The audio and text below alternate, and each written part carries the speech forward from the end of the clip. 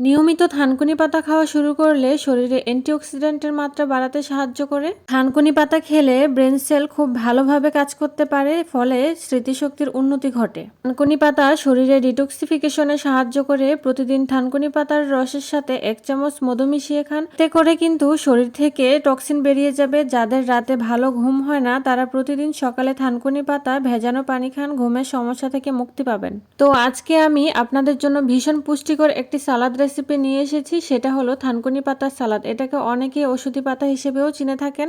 Hello everyone, আসসালামু আলাইকুম। আশা করছি যে যেখান থেকে আমার ভিডিওটি দেখছেন সবাই অনেক ভালো আছেন। আমিও আল্লাহর রহমতে অনেক ভালো আছি। অনেকেই হয়তো এই থানকুনি পাতাকে মোটেও পছন্দ করেন না, কিন্তু এই পাতার বিশেষ গুণাগুণ রয়েছে যে পছন্দ না করলেও পথ্য হিসেবে রস করে খেতে পারেন।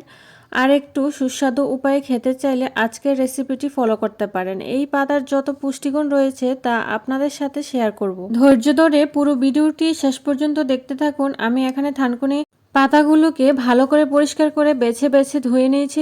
যেহেতু কাঁচা খেতে হবে তাই চেষ্টা করবেন একদম কুচি পাতা নেওয়ার জন্য। এগুলোকে কুচি কুচি করে কেটে নিব। থানকুনি পাতার গুণাগুণ বলে কিন্তু শেষ করা যাবে না। এটি স্মৃতিশক্তি বৃদ্ধি করে, রোগ প্রতিরোধ ক্ষমতা বাড়ায়, চুল পড়া কমায়, ত্বকের সৌন্দর্য বৃদ্ধি করে। শরীরের কোনো স্থানে আঘাত লাগলে এই পাতার রস লাগালে বেশ উপকার পাওয়া যায়। হাড়ের ক্ষয় রোধ করতেও এর অবদান অপরিসীম। এছাড়াও আমাশয় প্রতিরোধ করে, হজম ক্ষমতা বৃদ্ধি করে, গ্যাস্ট্রিকের সমস্যা দূর করে এবং রক্তচাপ নিয়ন্ত্রণ করতে বেশ সহযোগিতা করে।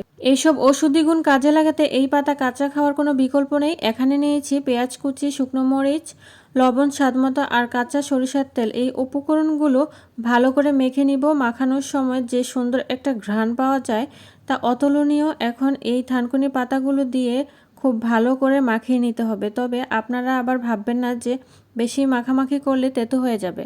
একদমই না। এই সালাডটা বানানোর সময় অনেক সুন্দর একটা ফ্লেভার আসে। এত সুন্দর ফ্লেভার আসে যেন ভাত ছাড়াই কাঁচা খেয়ে ফেলতে ইচ্ছে করে। তো এই তো রেডি হয়ে গেল থানকুনি পাতার সালাদ। গরম ভাতের সাথে খেতে কিন্তু আমার খুবই ভালো লাগে। আমি কিন্তু এখানে থানকুনি গাছের মূল সহ তুলে এনেছি। আপনারা কি ভাবছেন থানকুনি পাতার মূল তুলে এনেছি কেন? একদমই ঠিক ভাবছেন। থানকুনি পাতার মূলে রয়েছে বিশেষ গুণাগুণ। খেতে কিন্তু একদমই তেতো বা বাজে স্মেল আসে না। এই থানকুনি পাতার সালাদ যে কোনো তরকারির সাথেই খাওয়া যায়, তবে আমি পছন্দ করি শুধুই গরম ধোয়া ওঠা ভাতের সাথে। যারা থানকুনি পাতা নিতান্তই কাঁচা খেতে পারেন না বা পছন্দ করেন না তারা কিন্তু থানকুনি পাতা রান্না করে খেতে পারেন। আপনারা চাইলে কিন্তু থানকুনি পাতার ঝোলও রান্না করে খেতে পারেন, আবার শিলপাটায় বেটে ভর্তা করেও খেতে পারেন। আজকের রেসিপি যদি আপনাদের ভালো লেগে থাকে তাহলে অবশ্যই লাইক, কমেন্ট, শেয়ার এবং ফলো করে পাশে থাকবেন। আজকের ভিডিওটি এই পর্যন্তই। সবাই ভালো থাকবেন, সুস্থ থাকবেন। ধন্যবাদ সবাইকে। আসসালামু আলাইকুম।